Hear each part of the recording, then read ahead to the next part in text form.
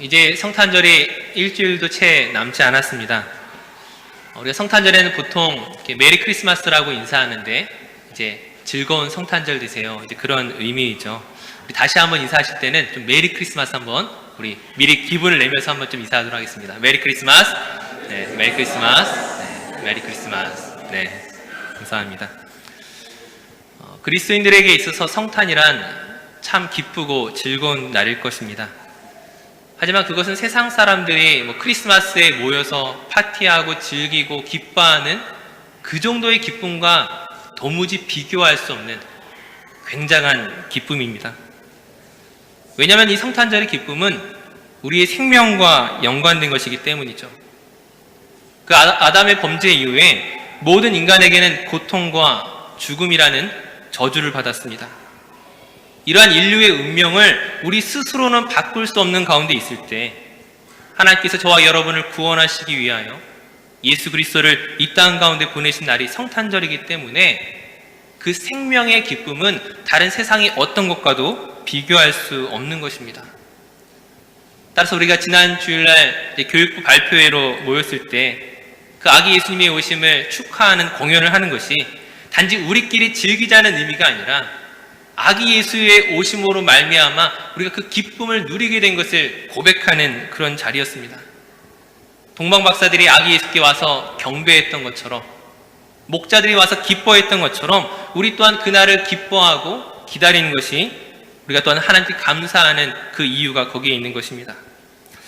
하지만 오늘 우리가 함께 나누고자 하는 것은 이러한 기쁨을 나누기에 앞서서 이를 위해서 우리보다 앞서 먼저 희생하고 수고하고 그 모든 어려움을 겪어왔던 그 사람들의 이야기를 우리가 다시 한번 생각해 봐야 될 것 같습니다. 이것이 중요한 이유는 무엇이냐면은 앞서 자기의 목숨을 걸고 그 수고했던 사람들이 있었던 것처럼 우린 또한 무엇을 기다리고 있습니까? 재림 예수를 다시 한번 기다리면서 그 귀한 생명을 경험한 우리가, 그 무엇과도 바꿀 수 없는 생명을 받은 우리가, 그 기쁨을 갖고 있는 우리가 그 재림 예수님을 기다리면서 그 짐을 지는 것이, 그 수고하고 헌신하는 것이 마땅하기 때문입니다. 그래서 우리가 온전히 헌신하기 위해서는 앞서 어떤 사람들이, 어떤 믿음의 사람들이 그 아기 예수님을 기다리며 준비해 왔는지를 우리가 찾아볼 필요가 있는 것이죠. 그래서 특별히 오늘 우리가 함께 나누고자 하는 사람은 바로 요셉입니다. 우리가 요셉에 대해서 한 가지 이야기하기 전에 한 가지 흥미로운 점은 예수님의 탄생에 대해서 특별히 마태복음과 누가복음에서 기록을 자세하게 하고 있는데, 이 누가복음은 마리아의 입장에서 기록하고 있다면 마태복음은 지금 요셉의 입장에서 이 모든 것들을 설명해 나가고 있습니다. 그럼에도 불구하고 많은 사람들이 마리아의 헌신과 희생과 용기와 그 모든 것들에 대해서는 잘 알고 있지만 막상 요셉의 그 헌신과 희생과 용기에 대해서는 상대적으로 좀 낮게 평가하는 그런 경향이 있는 것입니다. 어떤 점에서 이러한 것들을 느낄 수 있느냐 하면은 물론 잘못된 것이긴 하지만 카톨릭에서는 예수님의 어머니 마리아를 뭐라고 이야기합니까? 성모 마리아라고 하면서 정말 예수님 옆에까지, 정말 하나님 앞에까지 그 위치를 올려버리는 것들을 볼 수가 있습니다. 반면에 요셉은 어떻습니까? 마태복음과 누가복음과 어떻게 보면 정말 똑같이 그 예수님의 탄생을 앞에 이렇게 희생하고 섬겨왔던 사람들에 대해서 이야기하고 있음에도 불구하고 요셉은 그런 위치는 아닙니다. 그런 위치가 옳다는 것이 아니라 상대적으로 마리아에 비해서 저평가되고 있는 것들을 볼 수가 있습니다. 아마 이것은 우리들 또한 그런 생각을 가지고 있을 것입니다. 예수님의 어머니 마리아는 육체적으로, 혈연적으로 예수님과 연결되어 있지만 요셉은 육체적으로는, 혈연적으로는 연결되어 있지 않은 사람이기 때문에 그 예수님과 요셉의 관계가 예수님과 마리아의 관계보다는 마치 못한 것처럼, 덜 중요한 사람인 것처럼 생각할 수 있다는 것이죠. 하지만 오늘 말씀을 통해 여러분에게 이야기하고 싶은 것은 오히려 그러하기 때문에 사실은 그 관계가 더욱더 깊고 더욱더 중요하다고 우리가 판단할 수 있다는 것입니다. 이제 그 이유를 함께 살펴보려고 하는데, 요셉의 중요한 이유는 요셉으로 말미암아 예수님께서 다윗의 자손이라 불리게 되는 그 기반을 얻었기 때문이었습니다. 오늘 본문 앞에 있는 마태복음 1장 16절 말씀은 이렇게 이야기하죠. 야곱은 마리아의 남편 요셉을 낳았으니 마리아에게서 그리스도라 칭하는 예수가 나시니라. 예수님을 낳은 것은 마리아였지만 예수님께서는 그 마리아의 계보를 따라가는 것이 아니라 요셉의 계보를 따라갑니다. 그 요셉의 계보를 따라가야만 다윗의 자손이 되는 것이고, 그 다윗의 자손이어야만 하나님께서 예언하시고 약속해 하셨던 것들을 이루는 것이 되는 것이죠. 결국 이 모든 것으로 말미암아 또 어떤 위치가 됩니까? 그 예수님께서 그 사회적으로 살아가는 데 있어서 그 요셉으로 말미암아 그 법적인 사회적인 울타리를 경험하게 되는 것입니다. 이것이 과연 육적인 관계, 혈연적인 관계보다 못하다고 말할 수 있겠습니까? 그렇지 않다는 것이죠. 예수님께서 그 요셉으로 말미암아 얻게 된 이런 신학적인, 법적인, 사회적인 관계는 예수님과 마리아의 관계 이상으로 어쩌면 그것을 능가할 정도로 성경에서 약속해왔던 너무나 중요한 사실이란 것을 우리 기억해야 하는 것입니다.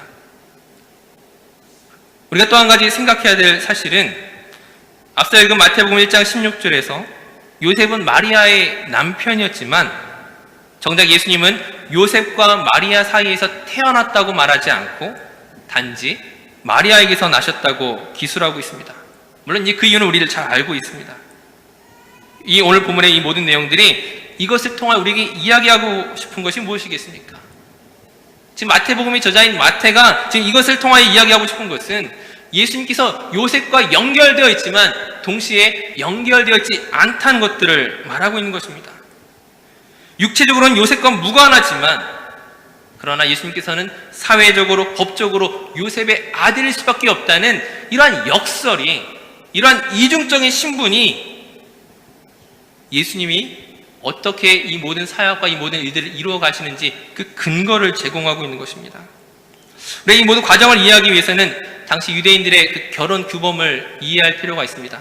아마 이것에 대해서는 많은 설교를 들으셨겠지만은 본문 18절에 마리아가 요셉과 약혼하고 동거하기 전이라고 설명하고 있습니다. 즉 정혼한 사이인데 이 정혼이라는 것은 단지 약혼 이상의 보통 결혼하기 1년 전부터 시작해서 1년 동안의 관계를 유지하는 것인데 사실은 결혼 이상의 어떤 관계를 설명하는 것과 마찬가지입니다. 즉 약혼 정도가 아니라는 것이죠. 남녀가 정혼하게 되면은 이미 그 둘은 법적으로는 부부인 것입니다. 남자와 여자는 그 각각 서로에게 남편으로 아내로서의 의무를 지게 되는 것입니다. 다만 이들이 정식으로 결혼하기까지 함께 살지 않는 것이고 동시에 육체적인 어떤 관계를 맺지 못하게 돼 있는 것이지 그것을 제외하고는 부부와 마찬가지라는 것이죠. 근데 이 정혼 관계가 오로지 이혼이나 혹은 죽음에 의해서만 깨질 수가 있는데, 종결될 수가 있는데 만일 정혼 기간 중에 여자가 부정한 것으로 드러나게 되면 어떻게 되겠습니까? 아마 잘 아시는 것처럼 구약 시대에는 돌로 쳐 죽이도록 되어 있습니다. 꼭 이스라엘은 아니지만 팔레스타인 지방에서 매해 이렇게 명예살인으로 죽는 사람이 5,000명입니다. 5,000명. 2000년 전에만 그런 부정한 여인에 대해서 돌로 쳐 죽이는 것이 아니라 오늘날에도 전 세계적으로 이렇게 죽어가는 사람이 5,000명이나 된다고. 그러니까 2000년 전에는 훨씬 더 했다는 것이죠. 지금 마리아가 임신한 사실이 밝혀지게 되면은 도무지 살아날 수 없는 그런 위기에 처하게 되는 상황이었습니다. 근데 지금 이 상황 속에서 요셉이 어떻게 반응하느냐는 것이죠. 오늘 보면 19절 말씀해 보시게 되면 요셉이 의로운 사람이기 때문에 이러한 사실을 드러내지 않고 가만히 끊고자 했다고 말하고 있습니다. 즉 증인들을 불러놓고 상호 합의하에 이혼하는 것으로 처리하려고 했던 것입니다. 여러분이 요셉의 입장이라면 어떻게 반응하시겠습니까? 아무리 착한 사람이라 하더라도, 아무리 괜찮은 사람이라 하더라도 참 참기 힘든 그런 상황이었을 것입니다. 아마 일반적인 사람이라면 지금 이 잘못된 일에 대해서 반드시 그 법적인 책임을 묻게 될 것입니다. 그리고 앞서 말씀드렸던 것처럼 그 법적인 책임이란 살인밖에 없는 것이죠. 마리아가 유대인의 법에 따라 돌에 죽을 수밖에 없는 그런 상황이었습니다.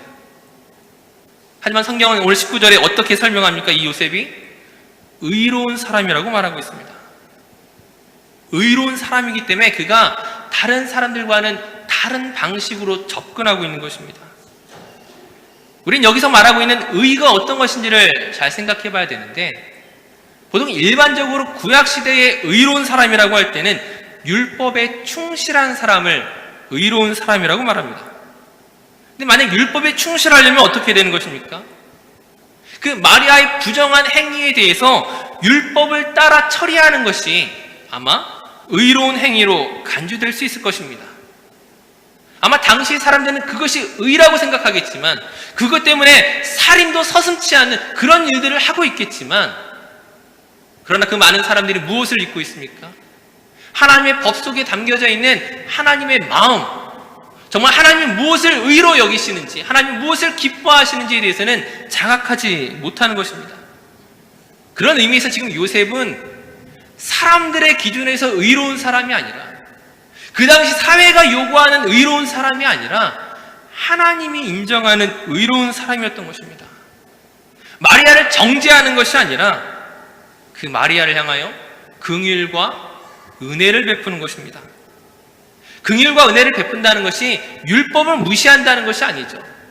율법을 다 내팽개치고 그냥 무조건 용서하고 무조건 사랑하겠다, 그것을 말하는 것이 아닙니다.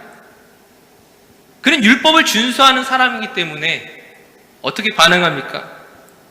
그 율법을 어긴 마리아와 이혼하려고 결심했던 것이죠. 율법을 지키면서 그러나 동시에 긍휼과 은혜를 베푸는 사람이었습니다. 당시 사람들이 남의 그 흠과 티를 잡고서 그것으로 공격의 대상을 삼고자 했던 그런 의로움이 아니라 정말 하나님이 인정하시는 의로움을 가진 사람이었습니다. 근데 바로 이런 상황 속에서 지금 주의 사자가 현몽하여 지금 이 모든 일들을 설명하고 있는 것이죠. 지금 이 마리아가 임신한 것이 어떤 부정한 관계로 말미암아 임신하게 된 것이 아니라 성령으로 잉태된 것이고, 그녀가 잉태한 아이가 자기 백성을 그들의 죄에서 구원할 자, 곧 그리스도, 메시아, 예수라 할 것을 천사가 말하는 것이었습니다. 그 모든 이야기를 듣고 요셉이 다시금 어떻게 반응하는 것입니까? 지금 마리아를 자기의 집으로 데려와 살게 되는 것이죠. 그 예수님을 결국 사회적으로 철저히 요셉의 아들로 인식될 수 있도록, 그 테두리 안에 있을 수 있도록, 다윗의 자손이라는 그 근거를 가질 수 있도록 그 보호자로 자처하기로 결정한 것이었습니다. 특별히 요셉이 주의 사자의 분부대로 순종하였지만, 사실 이것은 순종 이상의 훨씬 더 적극적으로 자기의 권리를 포기한 것과 마찬가지였습니다. 오늘 보면 25절 말씀을 보시게 되면 아들을 낳기까지 동침하지 아니하더니 라고 기록하고 있습니다. 지금 이 사실을 통하여 무엇을 알 수가 있습니까? 요셉이 예수님과 사회적으로 법적으로 밀접한 관계이지만 그 예수님의 진정한 기원이 요셉으로부터가 아니라 성령으로 잉태된 것임을, 하나님으로부터 말미암은 것임을 분명히 드러냄과 동시에 지금 요셉이 이 모든 일들을 위하여, 그 하나님이 이루시는 그 일들을 위하여 얼마나 많은 희생을 해야 했는지를 지금 보여주고 있는 것입니다. 그 모든 희생이 과연 쉬운 일이었겠습니까? 제가 보기에는 결코 마리아의 희생과 비할 때 모자르지 않다는 생각이 듭니다. 사실 마리아는 지금 이 모든 일들이 두려운 일인과 동시에 지금 사회적으로 자칫 죽을 수도 있는 위기이지만 동시에 마리아가 경험한 그 일은 무엇입니까? 세상 어디에서도 경험할 수 없는, 그 누구도 보지 못했던 특별한 기적을 경험한 사건이었습니다. 남자를 알지 못했던 자기가 임신했다고 하는, 잉태했다고 하는 그 누구도 경험해보지 못한 그러한 기적을 경험한 감동과 감격이 동시에 마리아에게 있었습니다. 하지만 요셉은 어떻습니까? 지금 요셉에게 주어진 모든 선택들은 하나가 지금 자기의 권리를 포기하는 것이었습니다.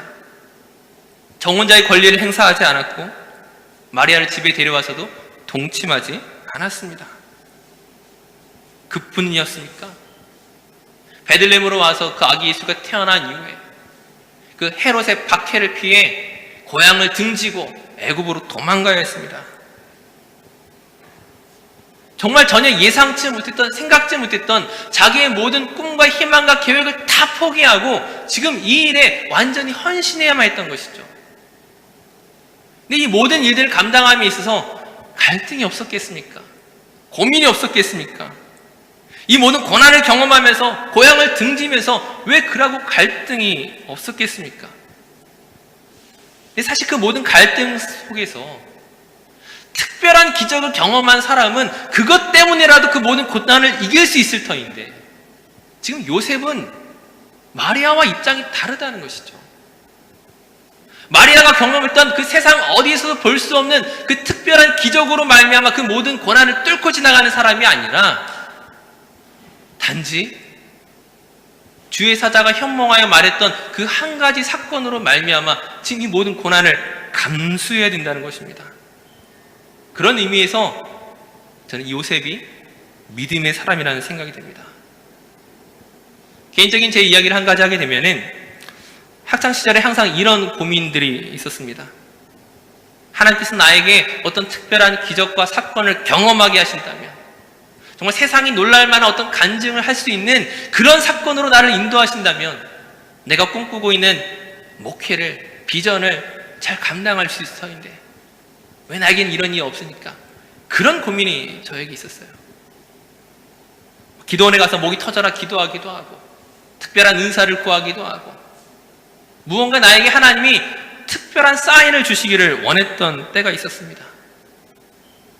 사실 지금 와서 돌아보면은 기도하는 것 같지만, 헌신하는 것 같지만 사실은 오히려 불신앙에 가까웠다는 생각이 듭니다.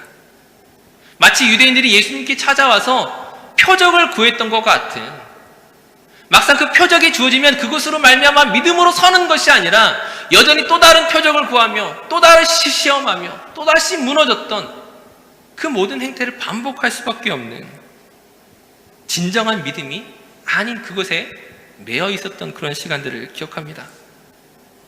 지금 요셉의 수고와 헌신은 그런 마리아가 경험했던 특별한 기적이 없음에도 불구하고 지금 이 모든 일들을 감당하고 있는 것입니다. 어떻게 이 모든 일들을 감당하고 있는 것입니까? 히브리서 11장 1절 말씀에 믿음은 바라는 것들의 실상이요 보이지 않는 것들의 증거라고 말씀하셨는데, 지금 요셉은 자기 몸으로 경험했던 어떤 표적을 붙잡고 있는 것이 아니라 천사가 와서 말해 주었던 그 예수를 바라며 기대하는 믿음이 그에게 있었습니다. 자기 백성을 그들의 죄에서 구원할 자, 곧 나의 죄를 대신해서 구원할 자, 그 임마누엘 하나님, 나에게 찾아오신 이 특별한 사건을 마리아를 통하여 함께 고백하고 붙잡고 나아가는 것입니다.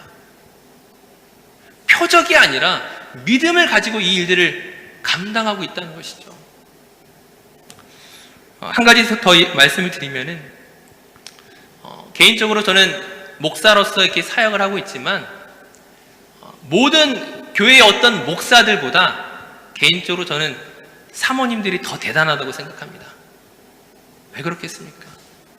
목사는 하나님께서 내게 주신 어떤 비전과 그 부르심, 그 컬링으로 말미암아 이 모든 사역들을 감당해 나가지만, 하나님이 나를 부르신 그 분명한 이유와 목적이 있기 때문에 때로는 그 목회하는 가운데 내 삶에 어려움이 있고 장애물이 있고 부족한 것이 있어도 그 하나님의 은혜를 기억하면 당연히 그 모든 것을 뚫고 지나가는 것이 마땅하지만, 그러나 사모님들은 어떻습니까?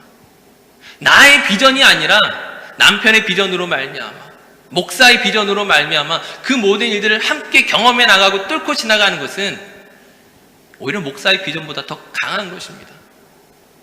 제가 예전에 그런 설교를 한번 한 적이 있습니다. 사랑은 비전보다 강하다. 비전을 붙잡고 가는 그 모든 것보다 나의 체험이 아니라, 나의 표적이 아니라 내가 사랑하는 사람을 통하여 그 모든 비전을 함께 꿈꾸고 나가는 것이, 그건 더 대단한 믿음일 수밖에 없다는 것이죠. 훨씬 더 놀라운 것입니다. 지금 요셉이 이와 같다는 거예요.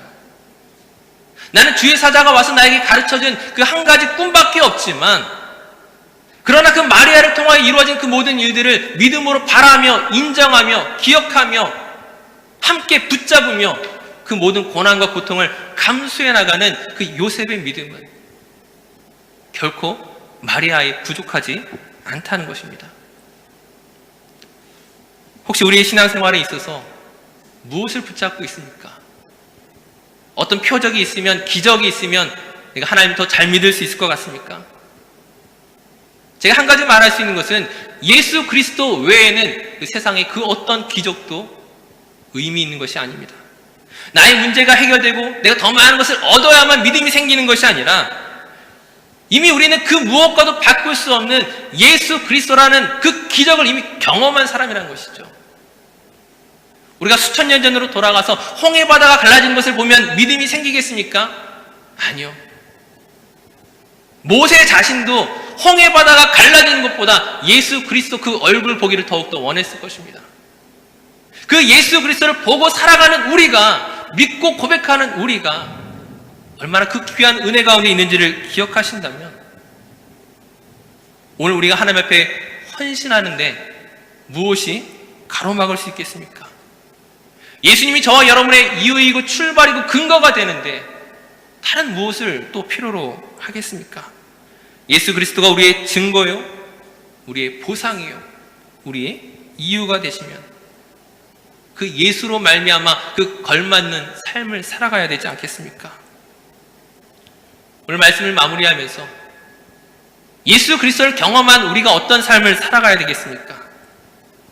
우리가 오늘 요셉을 통하여 살펴보았던 것처럼 요셉이 그 하나님의 말씀을 중요하게 여기지만 동시에 그 하나님의 마음을 알고 그 사랑과 긍휼을 베풀었던 것처럼 오늘 우리 삶에 예배와 어떤 봉사와 어떤 그런 외적인 형식으로만 남아있는 것이 아니라 정말 예수 그리스도의 마음으로, 하나님의 마음으로 우리가 이 세상을 향하여, 이 시대를 향하여 나아가야 되지 않겠습니까?